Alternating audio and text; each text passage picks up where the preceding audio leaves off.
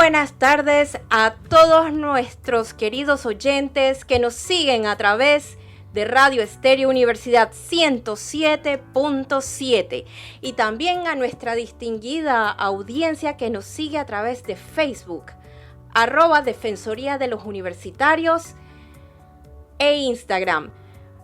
Se les habla su servidora, Clarisa Cristina Flores, y como cada lunes en la tarde me acompaña mi distinguida colega Lilian Ruiz. Muy buenas tardes a todos nuestros radioescuchas y los que nos siguen en las redes sociales. Pues el día de hoy tenemos un programa que hemos querido hacerlo en homenaje a ese luchador social por los derechos humanos y por la cultura de paz y la libertad, como lo fue Nelson Mandela. Y obviamente también queremos informar y como tema de docencia a todos los que nos siguen, pues que hoy 18 de julio se conmemora el Día Internacional de Nelson Mandela. Esto es como un reconocimiento a la lucha que emprendió en favor de la libertad, en favor de la cultura de paz, en contra de la discriminación y el respeto a la diversidad. Esperamos que en estos momentos, porque tenemos una invitada, pero como todos saben, debido a los sucesos que se están desarrollando en nuestro país, las luchas sociales que tienen los sectores organizados, tanto docentes, estudiantes, y donde también nuestra Universidad de Panamá ha tenido una participación con administrativos por conseguir pues parte de nuestros mejores días, por conseguir que se conceda una disminución al precio del combustible, una canasta básica accesible a todos los panameños y panameñas, y porque hayan cambios profundos que nos permitan tener una vida digna.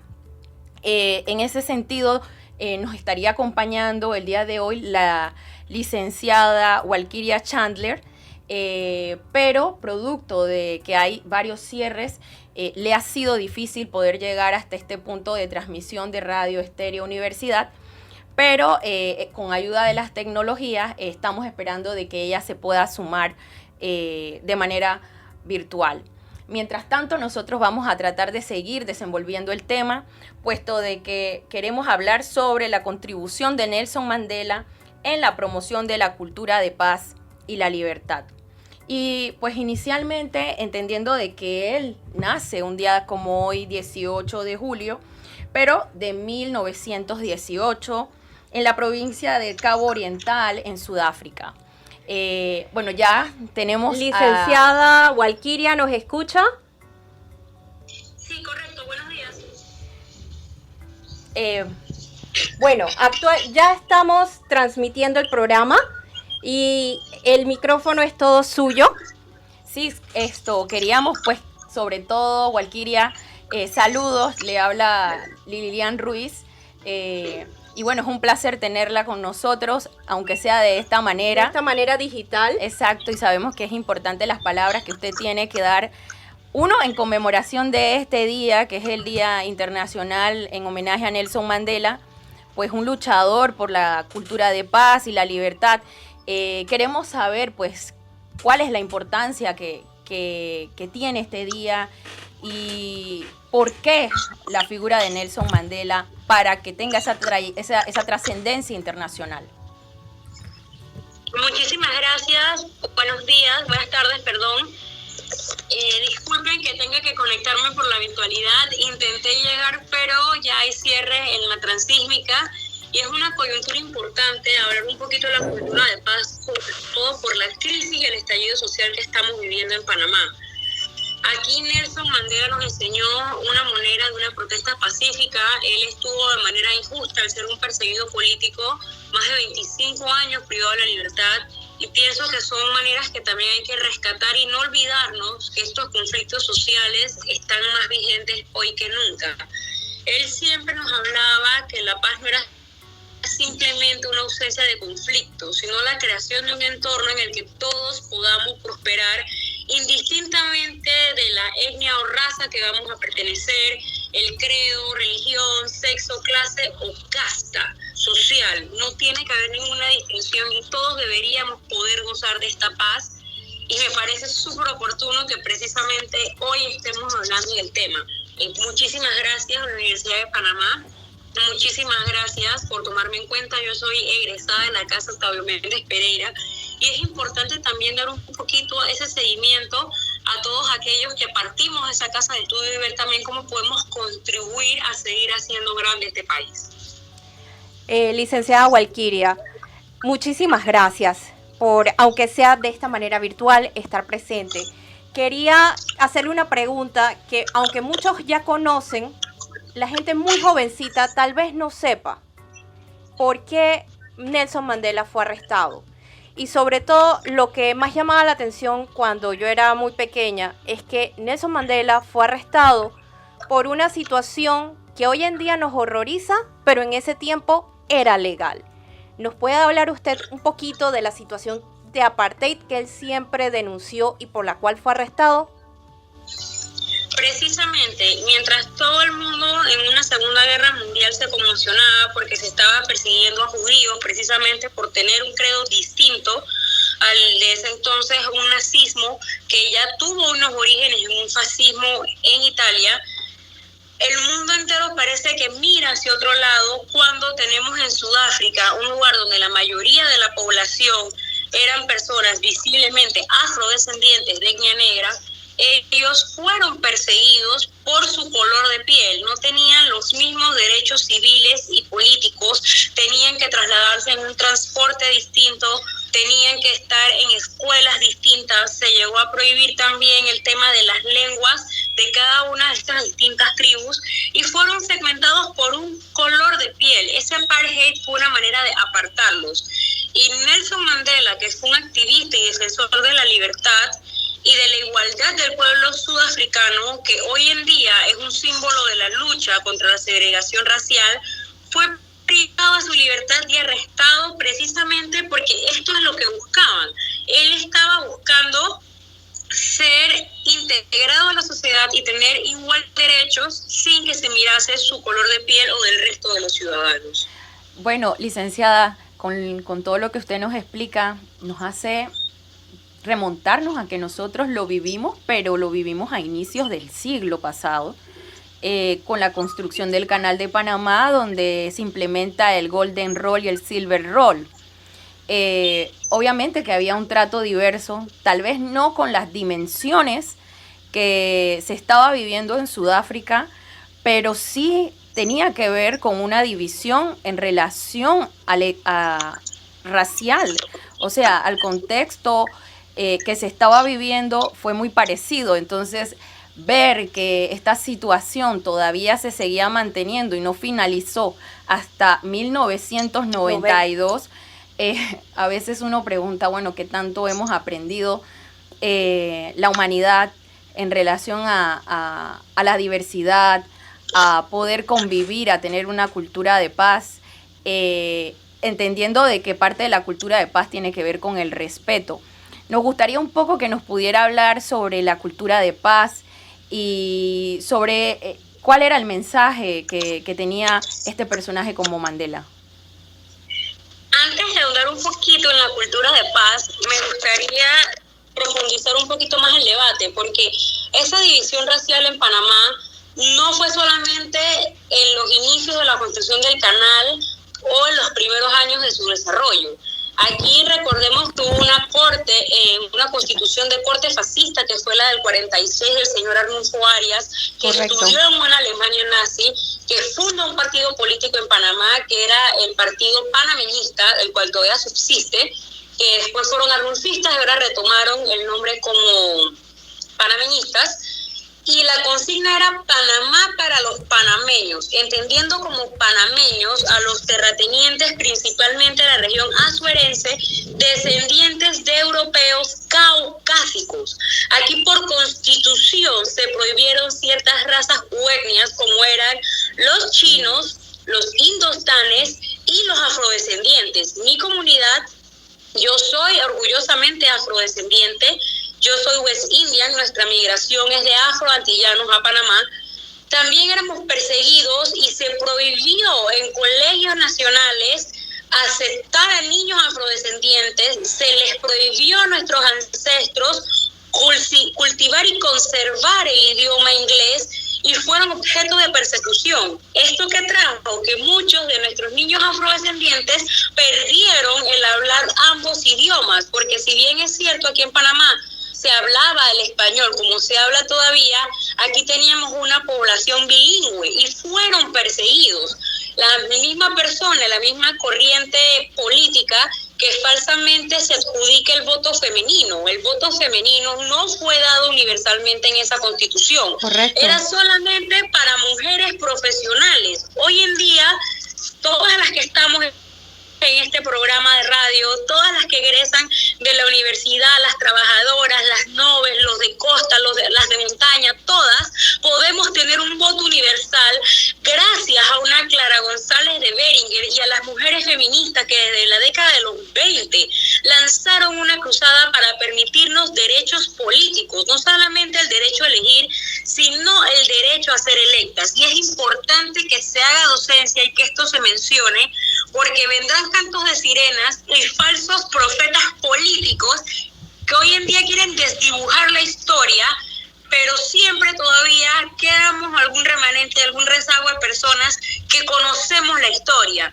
Y la edad no es una excusa. Yo me considero bastante joven, yo todavía tengo 35 años, pero yo sé de esto no solamente porque leo, no solamente porque me he documentado, no porque soy abogada, sino porque en mi casa se me enseñó. Vengo de un hogar de afrodescendientes y esto es algo que no podemos olvidar. Tú no puedes construir paz segregando a los demás. Otrora era un tema étnico. Hoy en día luchamos mucho por la segregación de género, la diferencia entre hombres y mujeres. Y hay otro tipo de lucha. Incluso se discriminan personas por su preferencia sexual. Está mal decir que uno es un activista de derechos humanos, que uno es un defensor de la cultura de paz. Sí, está bien que yo levante la voz contra una discriminación étnica, pero si observo cualquier otro tipo de discriminación, guardar silencio, eso está igual de mal y es igual de condenable. Licenciada. Sin querer... Sí, escucho. Estábamos casualmente dentro del hilo de lo que usted está hablando, pues que no solamente era la lucha por el tema de la segregación racial, sino que también, o sea, la segregación racial también tenía como camino que la gente viviera en pobreza, que hubiese obviamente una desigualdad y eso lo vemos pues muy marcado, como usted hablaba, pues casi de la mayoría de la población negra que vive en Sudáfrica. Entonces, entendiendo ese contexto, que no solamente era un tema étnico, sino era un tema que tenía que ver con las estructuras del sistema que permitían la segregación racial, pero que también terminaba pues sumiendo en la pobreza y pues en las peores condiciones a las personas en razón a su condición, a su color de piel. Yo creo que esto es, como lo decía, pues es fascismo, y hay que decirlo así, pero que también por muchos años subsistió con el apoyo de muchas de las potencias a nivel mundial, entendiéndose pues que era parte del pasado, bueno, del presente y de la vivencia del colonialismo dentro de los países como Sudáfrica y Namibia, entre otros países en África. Pero que luego cambia, porque no vemos que es hasta el 2008, si no me equivoco, 2008-2009, que los Estados Unidos saca a Nelson Mandela de la lista de terroristas a nivel internacional. O sea, muchos años después, incluso después de su presidencia, es que lo reconoce. Creo que fue durante la presidencia de George Bush, pero mientras tanto, o sea, estamos hablando de ya en pleno siglo XXI, todavía era visto como un terrorista para los Estados Unidos de América. Y eso de alguna manera pues nos da un mensaje de cómo se mueven las políticas también, y cómo se valoran o se ponderan a veces el derecho de los derechos humanos, y es por eso que hay que reforzar que hay violación independientemente del lugar o el país donde se vive, y que hay que señalarlo donde hay una violación de derechos humanos sin doble estándar, como ha ocurrido pues con el tema de los migrantes que hemos podido ver en estos días. Si quiere ahondar sobre ese aspecto, le escuchamos. Sí, claro que sí, porque como bien lo menciona, esa discriminación, esa segregación era legal. No necesariamente porque algo esté institucionalizado implica que tiene que ser bueno, y esto es un claro ejemplo. Esas discriminaciones estaban validadas por todo el sistema social. He aquí una vez más la importancia de ver a quienes colocamos como dirigentes, a quienes se le da ese rango de autoridad, y conocer también cuáles son sus posturas político-ideológicas. Yendo un poco más allá, y me encanta que hayan tocado el tema de las migraciones.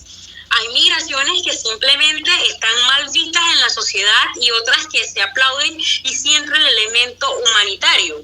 Aquí, las personas de Siria, vimos cuál ha sido el rechazo en toda la comunidad europea, cómo son rechazados los migrantes haitianos, pero en cuanto se da la situación en Ucrania, se les abría las puertas, se les daba posadas, se les daba medicina, alimentos, cosa que no pasaba con otros migrantes. Correcto. Incluso vi videos bastante lamentables en las redes sociales donde decía, es que los ucranianos son igual a nosotros, comparten nuestra cultura, nuestra religión.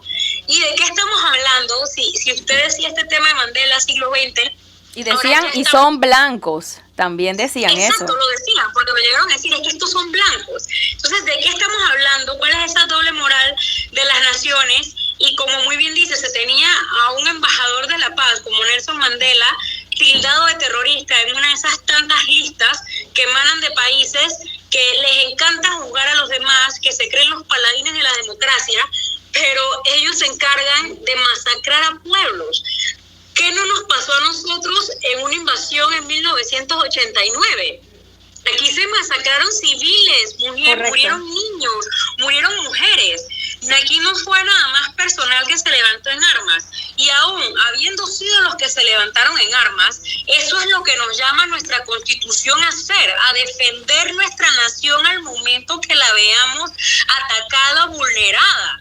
Y aquí, esta nación poderosa probó armas militares, armas de guerra en una población civil. Y pese a que tantos años después ya nosotros hemos conseguido un fallo de la Corte Interamericana de Derechos Humanos, promovido por una abogada negra, la doctora Gilma Camargo, aquí no hemos conseguido que ningún gobierno posinvasión tenga los pantalones largos de hacer valer este fallo, porque siguen genuflexo a intereses extranjeros por encima de su población. Y llama la atención porque no estamos hablando de algo que ocurrió a principios de los 1900. Estamos hablando de algo actual y muy poco ha cambiado. Precisamente es la ONU que hace ese reconocimiento de lo que estamos hablando hoy, del Día de la Cultura de la Paz, conmemorando el natalicio de Nelson Mandela. Y es una manera que también ellos buscan, pensaría yo, y esto es muy personal, de lavarse la cara. Porque por un lado son organismos que ayudan a la segregación, que profundizan desigualdades, pero a veces nos sientan curiosamente en mesas o nos hacen programas, propuestas o proyectos de 20, 30 años de transformación, siendo que en muchas ocasiones ellos mismos se prestan para persecución, para difamar, para colocar en listas. Y esto no es nada más en temas de derechos humanos, lo podemos ver en temas ambientales. Acaba de pasar la última COP ambiental en Glasgow y los países que principalmente emiten las emisiones de dióxido de carbono, tenemos a Estados Unidos, que no se ha querido sentar a firmar un protocolo de Kioto, pero sí son ellos los que nos juzgan otras naciones si estamos o no cumpliendo con estándares ambientales. Esta policía del mundo que se ha autodefinido de esa manera, también sería importante en todo este cambio de sistemas que se están dando políticos y de regímenes a nivel mundial, sentarnos a ver si realmente nos está llevando por un buen camino, si de verdad estamos respetando los derechos, si todo eso que se pacta en tratados es solo letra muerta o si los países realmente lo incorporan y lo practican. en su día a día. El llamado va hacia ese sentido. Porque Licenciada. ya el interno en Panamá, sí, la escucho. Sí, es que ya estamos llegando en tiempo, pero queríamos terminar para que diera un mensaje bastante corto, porque tenemos que pasar a unos anuncios propios de la Defensoría de las actividades que hemos estado realizando en esta semana, promoviendo pues también información en la vía universitaria.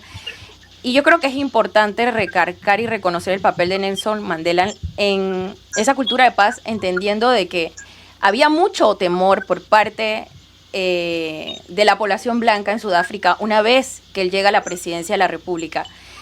¿Qué lección nos da Nelson Mandela en esa cultura de paz, en esa reconciliación en el pueblo de Sudáfrica, que es el mensaje que queremos de alguna manera apuntalar a nuestros oyentes el día de hoy? El mensaje más importante radica en la filosofía que no solamente tuvo Mandela, sino su aliado Desmond Tutu, el sacerdote, y es una enseñanza africana, que es el Ubuntu, soy porque somos. Es importante que entendamos que vivimos en una colectividad y que no somos islas, estos no son hechos aislados, que esa vulneración que se le hace a una persona, esa discriminación recae sobre todos nosotros. Tenemos que favorecer la concienciación colectiva, no solamente lo personal, y entender la diversidad cultural que tenemos y que nuestra riqueza favorece a lo diverso y que eso diverso va a ser lo que garantice los criterios y las propuestas transculturales que van a propiciar el cambio en actitudes y valores que favorezcan las relaciones interpersonales e interculturales. Acordarnos que todos formamos parte de un colectivo y como sociedades solo de manera comunitaria es que hemos podido salir adelante. Bueno, licenciada, ha sido un placer para la Defensoría tener a tan distinguida invitada. La verdad, hemos disfrutado muchísimo tener esta conversación con usted. Lastimosamente, el tiempo nos apremia y le agradecemos en primer lugar su participación, sus esfuerzos por llegar, pero lo bueno fue que la tecnología nos acercó a pesar de que los cierres de calle nos distanciaron. Esperamos tenerla más, más a menudo. En otro programa donde efectivamente pueda estar aquí físicamente acompañándonos. Y para otros temas de promoción de derechos y de cultura de paz. Así que, licenciada, le agradecemos infinitamente su participación en el día de hoy. Cómo no, muchísimas gracias a ustedes. Espero estén bien y mucho cuidado por las calles. Y bueno, cultura de paz, pero también recordemos siempre luchar por nuestros derechos. Así será, licenciada. Que tenga muy buenas tardes. Buenas tardes, hasta pronto. Bueno, ahora para continuar con el resto del programa, continuamos con las notirrápidas y en una breve notirrápida, la Defensoría de los Universitarios la semana pasada visitó la clínica universitaria y en ese sentido tuvimos una entrevista con la doctora Zenaida Roner en la cual nos platicó sobre los servicios que actualmente desarrolla la clínica universitaria luego de su reapertura y en ese mismo sentido nos platicó los servicios que brinda la clínica universitaria cuando se dan estas situaciones de manifestaciones en apoyo a nuestros jóvenes estudiantes. Y bueno, dado que el tiempo es un verdugo cruel, así es, tenemos que despedirnos. La licenciada Lilian Ruiz, como siempre, que nos acompaña. Sí, agradecemos al equipo de aquí de la Radio Universidad, también a la participante del día de hoy y pues también recordar que estaremos vigilantes dentro de lo que se va desarrollando en nuestra universidad, entendiendo pues la situación que atraviesa el país. Estaremos de observadores. Actualmente está la vía transísmica cerrada fuera de la universidad por parte, hasta hace unos instantes atrás, del Sindicato de Trabajadores de la Universidad. No sabemos si otras agrupaciones se han unido a esta protesta. Y bueno, la Defensoría de los Universitarios les agradece su compañía en la tarde de hoy. Síganos por favor a través de Facebook, Defensoría de los Universitarios, Instagram y Twitter, @DefensoríaUP. Como siempre, ha sido un placer contar con su compañía y que tengan muy buenas tardes.